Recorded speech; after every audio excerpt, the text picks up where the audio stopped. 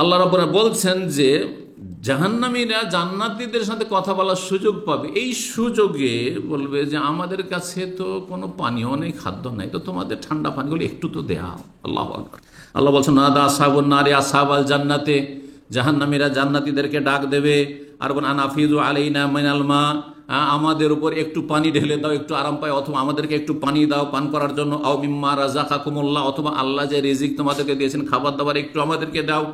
কালু, তখন জান্নাতীরা বলবে ইন্নাল্লাহ হারামাহুম আলাল কাফিরিন, এই জান্নাতের নিয়ামত, জান্নাতের পানীয়, এই সবকে আল্লাহ কাফেরদের জন্য হারাম করেছেন। কি করে তোমাদেরকে দেব, নিষিদ্ধ করেছেন আল্লাহ রাব্বুল আলামিন। সূরা আরাফ আয়াত নম্বর 50। আল্লাহ রাব্বুল আলামিন আর বলছে জাহান্নামীদের আরেকটি আযাব হচ্ছে যে দুনিয়াতে চোখওয়ালা ছিল, এই চোখে সারা জীবন দেখেছে কাফের, চোখে কোনোদিন চশমা লাগাইতে হয়নি, চোখের দৃষ্টিশক্তিতে কোনো দুর্বলতা আসেনি, কিন্তু হাসরের মাঠে অন্ধ হয়ে উঠবে, হাসর মাঠে অন্ধ হয়ে উঠবে। তো আল্লাহ রাব্বুল এই মর্মে বলছেন সূরা তাহার আয়াত নম্বর 126 127, ওমান আরযা আন যিকরি, যারা আমার উপদেশ থেকে মুখ ফিরিয়ে নেবে, আমার উপদেশকে এড়িয়ে যাবে। আল্লাহর উপদেশ আসলো কোরআনে কারীম, আল্লাহর উপদেশ রাসূলুল্লাহ হাদিস, আল্লাহর উপদেশ মুসলিমদের জন্য, আলেমদের আলোচনা, আলেমদের লিখনি এবং দ্বীন ইসলামের কথা, এগুলো হচ্ছে জিকির, উপদেশ। উপদেশের কথা আসলো, আরে কোথায় যাচ্ছেন? ওই যে ইসলামী সেন্টারে যাচ্ছি। ইসলামী সেন্টার কি হবে? নামাজের কথা না বলবে না, বেনামাজি বেদিনগুলো। আর যারা দিন শিখতে চায় না, যারা দুনিয়াকে কামড়ে ধরে আছে, তারা আপনাদের মতো লোককে এইটি উত্তর দেয় যে যেগুলো বলবে আলোচনা জানি, অথচ জাহেল কিছুই জানে না। ইসলামের 5টি রোকন ঠিক করে বলতে পারবে না, সব পরীক্ষা করে দেখেছি।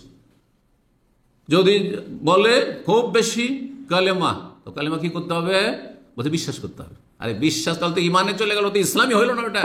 আর ইসলাম কালেমার সাক্ষী দিতে হবে মূর্খ।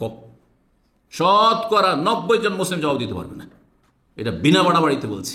তারপরে বলছে আমার এলেম শেখার কোনো গরজ করে না, যাও তোমার কাজ নাই, তুমি শিখো গা। বুঝতে পেরেছেন? এই হলো অবস্থা।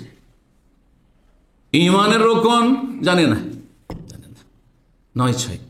সূরা ফাতিহা ঠিক করে উচ্চারণ জানেন না, অর্থ তো জানেই না সূরা ফাতিহার, রুকু সিজদার তাসবিহ জানেন না, আত্মায়াত মুখস্থ নেই।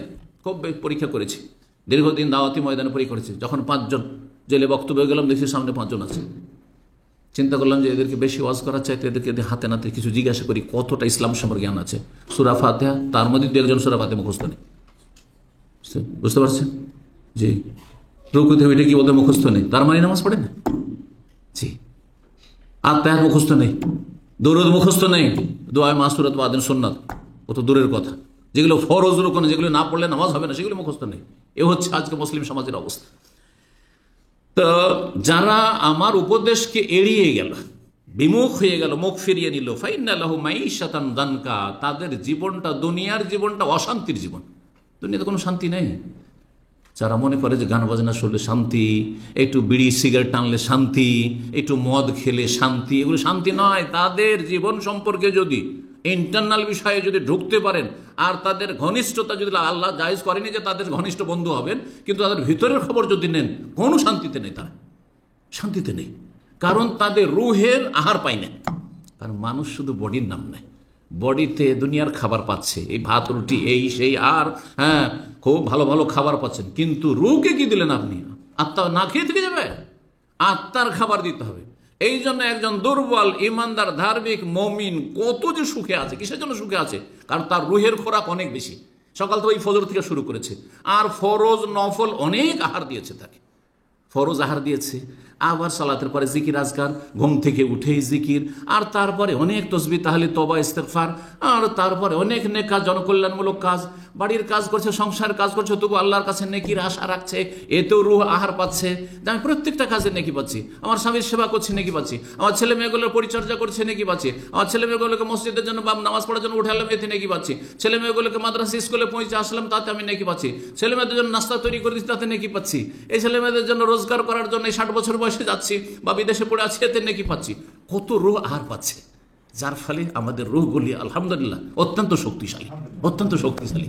আল্লাহুম্মা লাকাল হামদ। আল্লাহ যেন এইভাবেই তৌফিক দান করেন যে যত বেশি আল্লাহর ইবাদত বন্দেগী ফরজ নফল করতে পারবে, তার আত্মা রূহ তত শক্তিশালী হবে।